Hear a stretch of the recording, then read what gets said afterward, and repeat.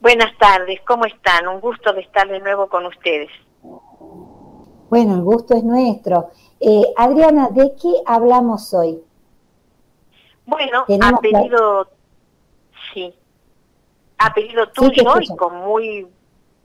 ¿Me escuchan? ¿Me escuchan ahora? Sí, sí, sí, Hola. perfecto. Bueno, eh, a pedido tuyo que con muy buen tino elegiste este tema que es realmente interesante, doloroso, angustiante Mm, para la Argentina y que tiene que ver con nuestros acuerdos con el Fondo Monetario. Y ujú, el tema es tratado por ámbito financiero, pero por dos economistas que son del gobierno anterior, digamos, ¿no? Y que además sí, uno de ellos fue representante de Argentina en el Fondo Monetario y por lo tanto la nota tiene sus connotaciones propias para ese, que tienen que ver, mejor dicho, con el espacio liberal, ¿no? Neoliberal del gobierno ujú, anterior.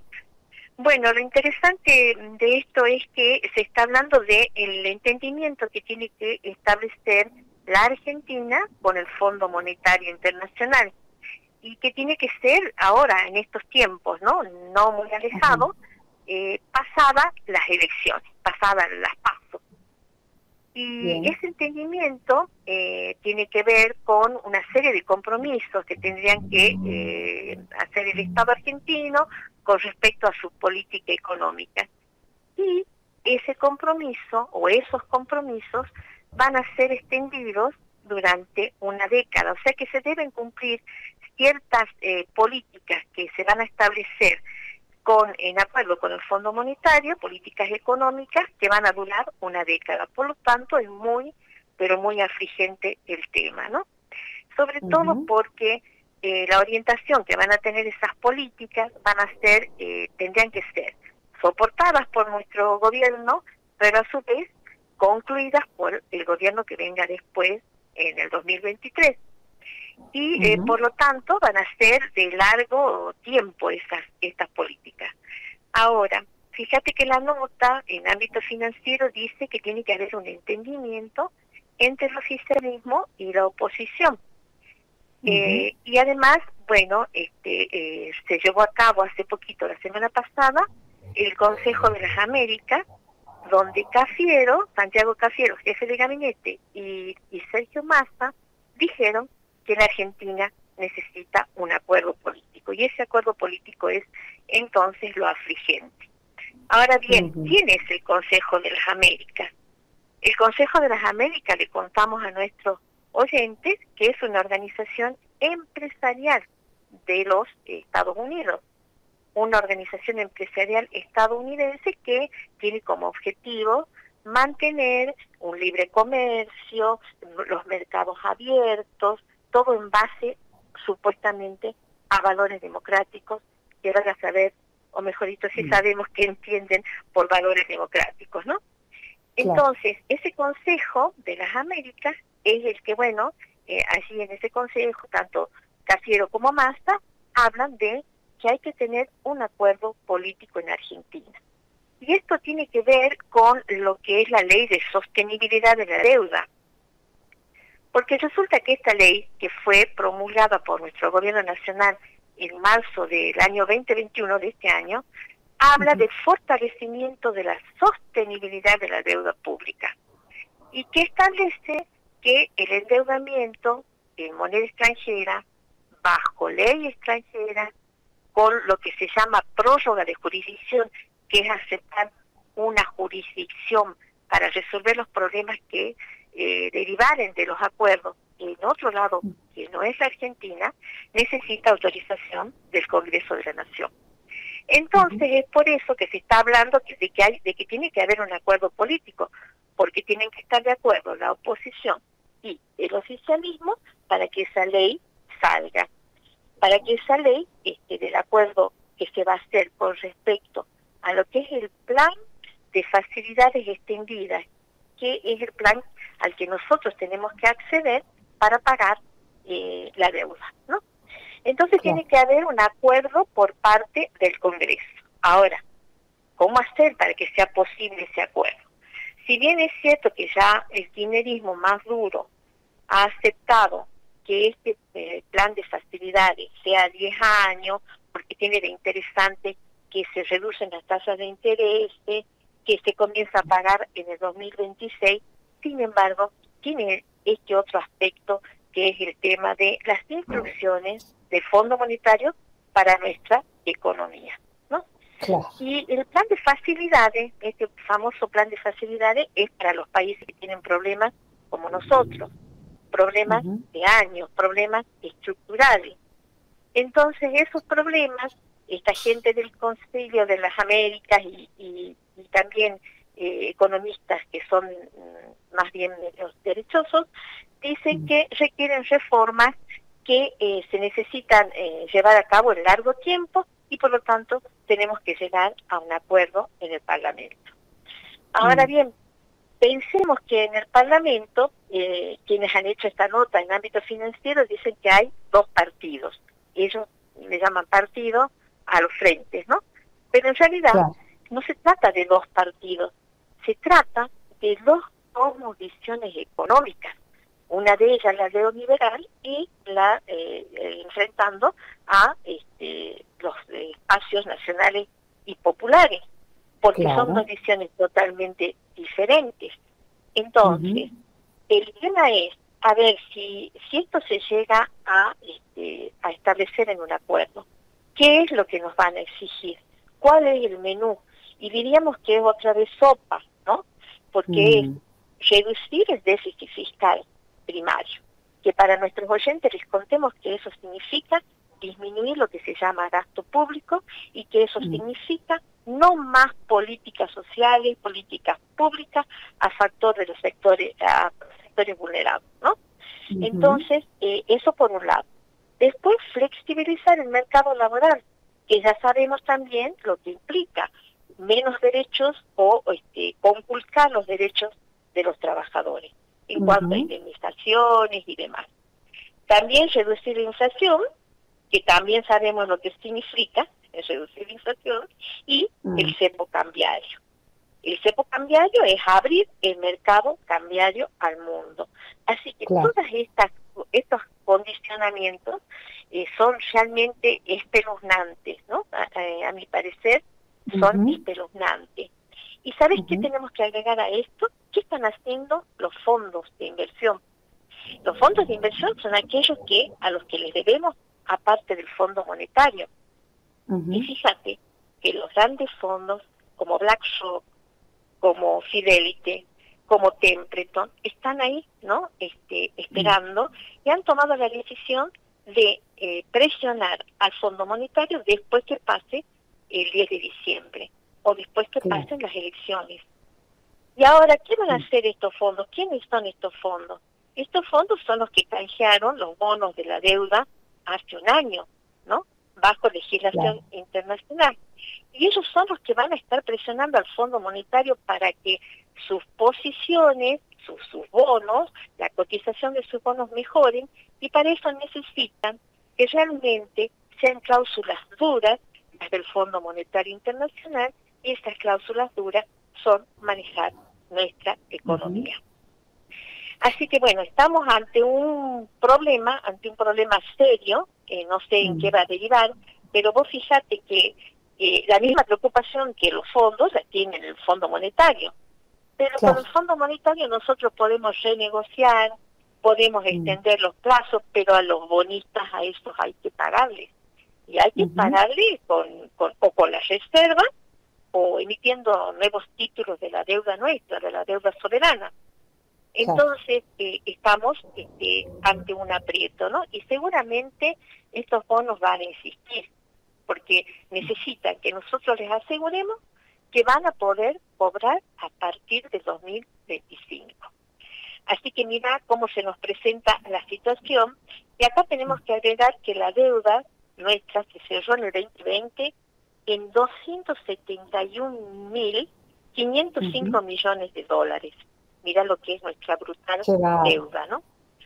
Y bueno, estamos... Bueno, pero... Y fíjate que... Sí, te escucho. Ahí te quería agregar que ese monto que vos das, 100.000 millones de dólares solo del kirchnerismo. del Sí, macrismo. del macrismo, exactamente. Ahora, Claro. Lo dijo Guzmán. Yo estoy en contra de la política que implementa el gobierno nacional. Yo creo que, como bien lo analizás vos, no salimos del modelo. Acá no se investiga absolutamente nada. Somos los grandes pagadores seriales. Porque fíjate vos que ni siquiera se habla de la responsabilidad de lo que generaron esa deuda. A ver, esos 100.000 millones de dólares debería corresponder una investigación. Yo formé parte de una comisión investigadora del Senado, así que no me pueden decir a mí que no se puede constituir eso, porque nosotros en el año 84 se constituyó para investigar lo que fue la deuda del proceso, que eran 47.000 millones de dólares, o sea, nada, una bicoca al lado de lo que se debe ahora.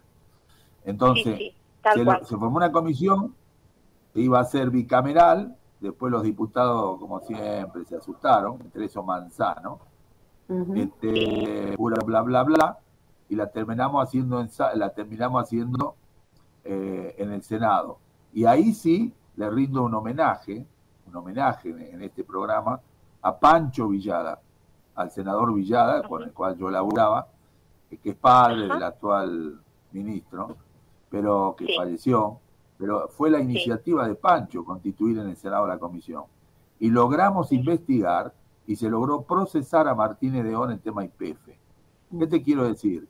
Acá, el nivel de cobardía de nuestra dirigencia nacional también, porque acá habría que investigar y decir, bueno, pago lo legítimo, pero ¿cómo sé lo legítimo si no investigo? ¿Me entendés? Hay causas, hay deudas que son de nulidad absoluta, deudas que no han pasado por los organismos competentes como el Congreso. Bueno, todo eso requeriría una investigación.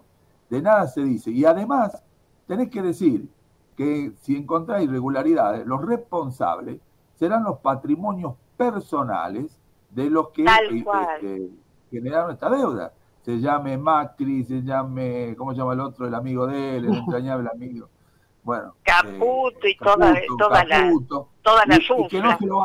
Claro, y un fiscal tendría que tener los suficientes testículos para que iniciara la causa, impedir la salida del país. Porque viste, vos te enterás que estos tipos están en Miami, mañana están en Italia. No tendrían que salir del país hasta que no se termine la investigación. Serían detenidos en cualquier aeropuerto. Bueno, viejo, pero si nosotros no hacemos esto, no pasa nada, ¿me entendés?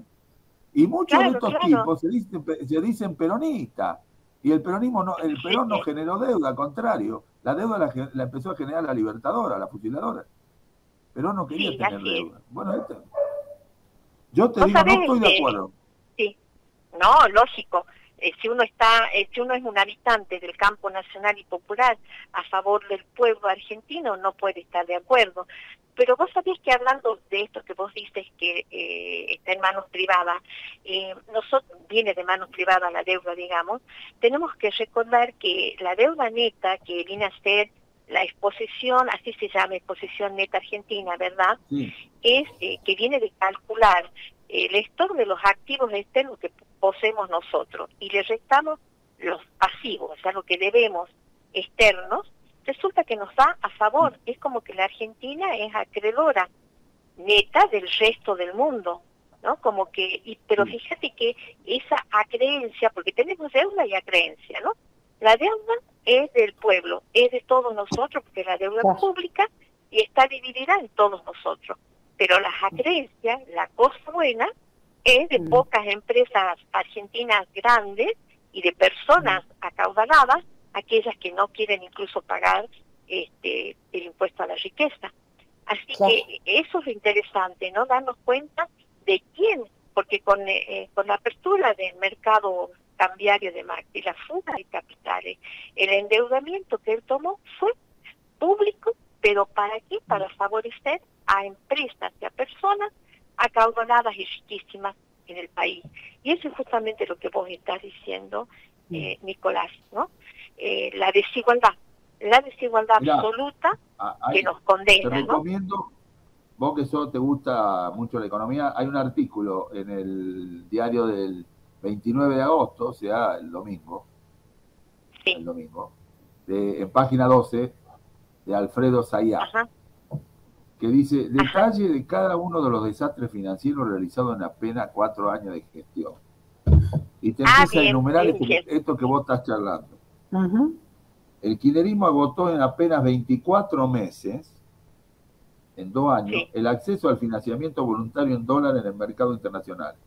Captó poco más de 100.000 millones de dólares en tan breve plazo gracias a las condiciones previas de desendeudamiento que tenían los gobiernos kirchneristas. Por eso le prestaron. Claro, por eso cuando claro. se pasó de banda no se lo dieron más. Claro. Si nos desendeudamos hasta 2 añitos antes de que Macri se vaya. Después de entre 16 y a partir de 16 empieza el endeudamiento del gobierno de Macri, y después el mega endeudamiento ya con el Fondo Monetario, que por suerte no tomamos toda la deuda del Fondo Monetario porque se paró cuando entró el gobierno nacional y popular y dijo, bueno, llegamos hasta los 45.000, pero no vamos a llegar hasta los 57.000 ofrecidos que estaban ahí a mano, pero, ¿no? Y que paramos. Voy, Adriana, lo tenés que enganchar además a esos 100.000 millones de dólares con un conjunto de medidas económicas cambiarias que significaron la fuga de 86.000 millones de dólares. O sea que podríamos decir que la deuda que entró casi toda se fugó, los 100.000. Si se van 86, bueno. ¿Y esto quiénes son los responsables de todo esto? Claro, y no solo toda la deuda, nación, también la provincia de Buenos Aires, la señora Vidal, ¿no? Claro que sí, que es lo que está enfrentando Axel Kicillof de manera tan eficiente, ¿no? Lo está enfrentando Kicillof. Ahora a mí me preocupa este posicionamiento de Sergio Massa, que bueno, que habría que ver en detalle qué es lo que él está proponiendo, ¿no? Porque vas a saber qué agenda, qué temas quiere tocar él en cuanto a la macroeconomía, ¿no? Hay que ver. A mí me preocupa lo que diga Massa, realmente. Sí, a mí, pero a mí te voy a repetir, lo que me preocupa es que nosotros denunciamos y decimos acá hay responsabilidad, etcétera, etcétera, pero no hacemos nada, no pasamos del lenguaje a la acción. Claro, porque acá cualquier fiscal puede actuar, no necesita una denuncia, puede actuar, se llama, en el derecho penal se llama noticia criminis. De oficio, la noticia criminis. Yo como fiscal estoy sentado en mi casa tomando mate y escucho a Adriana que está diciendo eso, yo no necesito que Adriana vaya y me haga la denuncia.